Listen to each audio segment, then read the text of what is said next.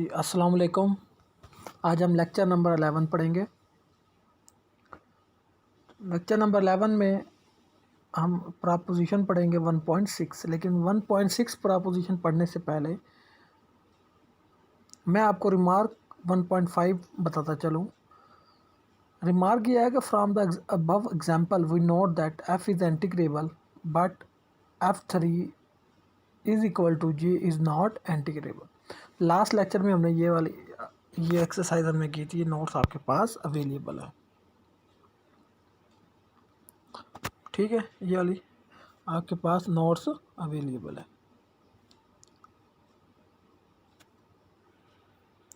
तो इसका मतलब है कि अगर f इंटीग्रेबल है तो ज़रूरी नहीं कि f स्क्वायर इंटीग्रेबल हो या F3 इंटीग्रेबल हो या F4 इंटीग्रेबल हो।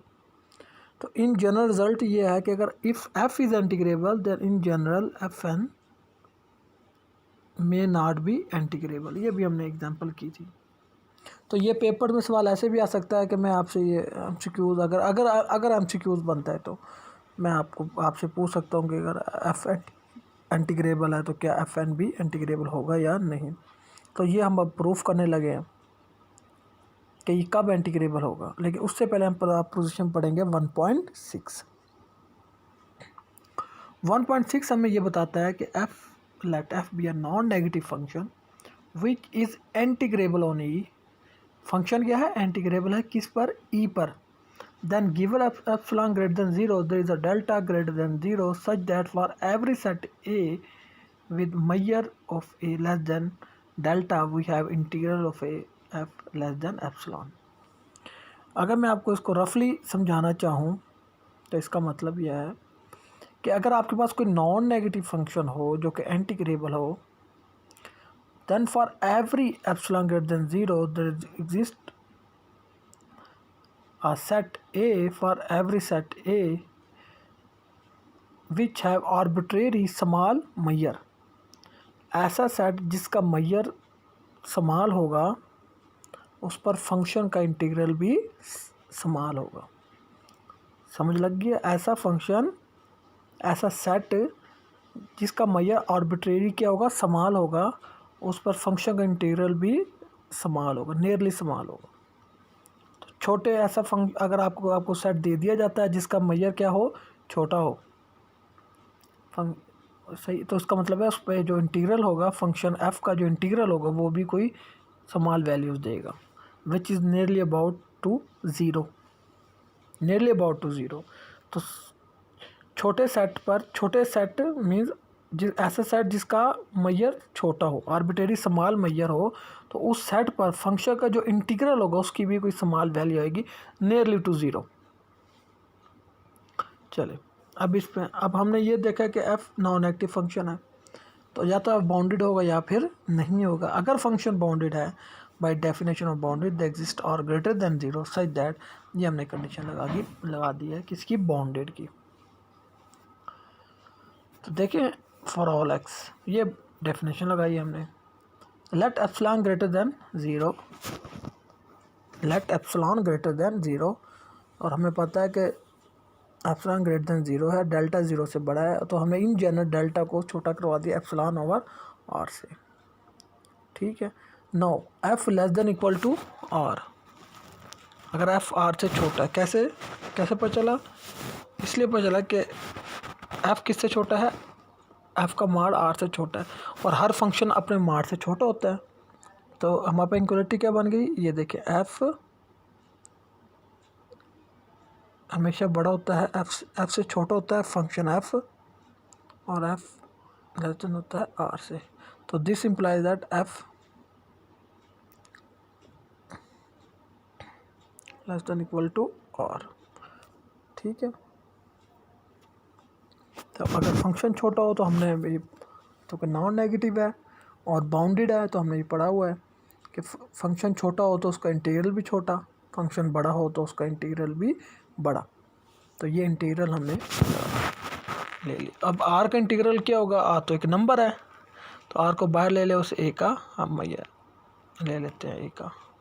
तो और मैयर ऑफ ए किससे लेस है? डेल्टा से। ये देखिए गिवन है स्टेटमेंट में, ये देखें स्टेटमेंट में गिवन है।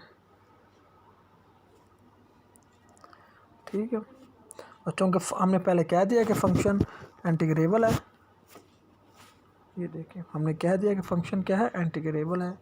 अगर ई पर इंटीग्रेबल है तो ई के हर सबसेट पर भी इंटीग्रेबल होगा, तो ए पर भी इंटीग्रेबल है। इंटीग्रेबल का मतलब हम पहले पढ़ चुके हैं कि जिसका इंटीग्रल एग्जिस्ट करे और कोई फाइनाइट नंबर दे। तो ये देखिए एग्जिस्ट कर गया, तो इंटीग्रल ऑफ एफ यह यहाँ पर आ गया आर इंटू डेल्टा। डेल्टा जो है किससे छोटा है, एप्सिलॉन ओवर आर से, आर से कैंसिल हो क्या आ गया डेल्टा, तो इंटीग्रल ऑफ किससे छोटा हो गया, एप्सिलॉन से। चले एक केस हमने डिस्कस कर लिया। दूसरा केस है कि if F is unbounded function, अगर एफ क्या हो के पास अनबाउंडेड फंक्शन हो तो फिर क्या होगा। देखिए अगर एफ अनबाउंडेड फंक्शन है तो हम इसका ट्रांजेक्शन डिफाइन कर देते हैं, वो हम पहले भी डिफाइन कर चुके हैं। One by proposition 1.2 each f of x n is non negative bounded and measurable function. ये हम वो प्रपोजिशन जो आपके प्रीवियसली हम पढ़ चुके हैं। अगर ये पेपर में सवाल आता है तो आपको ये प्रपोजिशन 1.2 लिखने की ज़रूरत नहीं है, आपने लिखना since each f of x n is non negative bounded and measurable function on E such that, हमें ये भी पता है कि एफ ऑफ एक्स को कन्वर्ज करता है। Obviously f of x n is monotonically increasing function, क्यों, क्योंकि ये अपनी लीस्ट अपर बाउंड को कन्वर्ज करते हैं। ठीक है, ये क्या है, एफ ऑफ एक्स एन क्या है, मोनोटोनिकली इंक्रीजिंग सीक्वेंस है। तो all the condition of monotone convergence theorem are satisfied. आपको याद है मोनोटोन कन्वर्जेंस क्या था। मोनोटोन कन्वर्जेंस स्टेटमेंट ये थी, a sequence of monotonically increasing function, a sequence of non negative bounded, non negative भी था फंक्शन, और जो सीक्वेंस थी आपके पास, a sequence of non negative bounded measurable function such that F of X, जो आपके पास सीक्वेंस ही एफ ऑफ एक्स या एफ ऑफ एन की, वो इंक्रीजिंग थी और फिर वो कन्वर्ज भी करती थी। आप देख सकते हैं जो लेक्चर में लास्ट टाइम पढ़ा। तो अगर एफ ऑफ एक्स एन इसका इंटीग्रल, अगर इसकी लिमिट्स को कन्वर्ज करता है, अगर ये फंक्शन इसको कन्वर्ज करता है तो इसका इंटीग्रल इसके इंटीग्रल को कन्वर्ज करता है। ये देखिए, ये मोनोटोन की इंक्रीजिंग फंक्शन की स्टेटमेंट, अगर पेपर में सवाल आएगा तो आप इसकी स्टेटमेंट मेंशन करेंगे, किसकी, मोनोटोनिक कन्वर्जेंस थ्योरम की। Hence for all epsilon greater than 0 there exists a positive n such that, अब ये सिमिलरली हम इसको उठा के इधर ले आए, ये वही आपकी जो कन्वर्जेंस की डेफिनेशन होती है। इन पर्टिकुलर, क्योंकि फॉर ऑल एन के लिए, तो इन पर्टिकुलर हमने एन को क्या ले लिया, कैपिटल एन, तो यहाँ पर हमने इस स्मॉल एन को रिप्लेस कर दिया कैपिटल एन से, फिक्स कर दिए पर्टिकुलर एन के लिए। Now for each f of x N less than equal to f and f is integrable. अच्छा, मेरी बात सुने, हमने ये भी पढ़ा हुआ है, अगर एफ इंटीग्रेबल हो, ये बात मेरी याद रखिएगा, एफ क्या है आपके पास, इंटीग्रेबल हो, तो इसका ट्रांकेशन भी इंटीग्रेबल होता है। क्यों देखिए, हमने एक क्रॉलरी पढ़ी थी आपकी मोनोटोन कन्वर्जेंस थ्योरम से पहले, ये क्रॉलरी पढ़ी थी कि फंक्शन, इस स्टेटमेंट में रिपीट कर रहा हूँ, फंक्शन एफ और जी, एफ था आपके पास मेजरेबल, एफ क्या था, measurable, and mod of F less than equal to G, क्या था, ये दोबारा सुन लें कि आपके पास एक फंक्शन था एफ जो कि क्या था, मेजरेबल था, और एक फंक्शन था जी जो कि इंटीग्रेबल था, और mod of F less than equal to G चूँकि इंटीग्रेबल था, then F is also integrable. तो देखें एफ क्या आपके पास इंटीग्रेबल है, and F of x N किससे लेस हो गया, एफ से, ठीक है, और F of x N also measurable भी है। ये देखिए F of x N is non negative bounded and measurable, और ये अपने माड के इक्वल भी होता है, ये अपने ही माड के इक्वल होता है। तो ये अगर इस पर माड भी ले लें तो कोई फ़र्क नहीं पड़ेगा, तो ये लेस देन एफ, तो by this corollary f is integrable, this implies that f of x n is also integrable। चले, एक तो बात ये हो गई, ठीक है। दूसरा ये कि ये देखिए F of x N less than f है, तो मैं क्या करता हूँ जनाब, एफ ऑफ एक्स एन को उठा कर उधर ले जाता हूँ, तो मेरे पास क्या हो जाएगा, एफ माइनस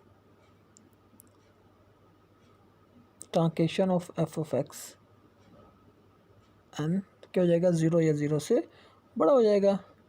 ज़ाहिर सी बात है, मैं बड़ी रकम छोटी रकम के साथ माइनस लगा रहा हूँ, तो हमारा आंसर क्या आएगा, ज़ीरो या ज़ीरो से बड़ा। तो यहाँ से ये बात ड्राइव की गई है।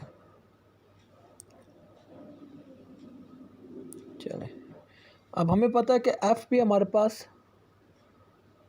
Non negative bounded measurable function है, तो हमने ये बात पढ़ी हुई है कि difference of the integral is equal to the integral of their difference. तो हम मीन्स हम इस पर अलग-अलग इंटीग्रल डिफाइन कर सकते हैं। ये हमने पहले कोरालरीज में पढ़ा हुआ है। लेट अस नाउ चूज़, अब हम ये हमारी अपनी चॉइस है डेल्टा की, क्योंकि for every epsilon there exist a delta, तो डेल्टा कि हम खुद चॉइस कर सकते हैं। तो हमने डेल्टा की क्या चॉइस की, less than epsilon over 2n, and हमें ये बात पता है कि एम ऑफ है ए लेस देन डेल्टा, ये गिवन है, ये वाली चीज़ गिवन है स्टेटमेंट में। चले,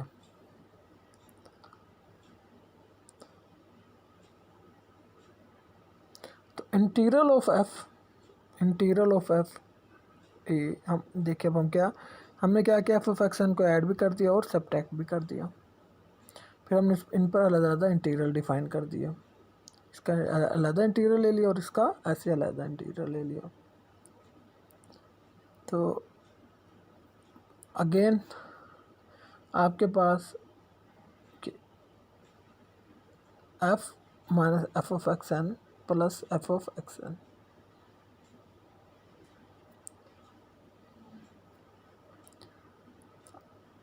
लेस देन इक्वल टू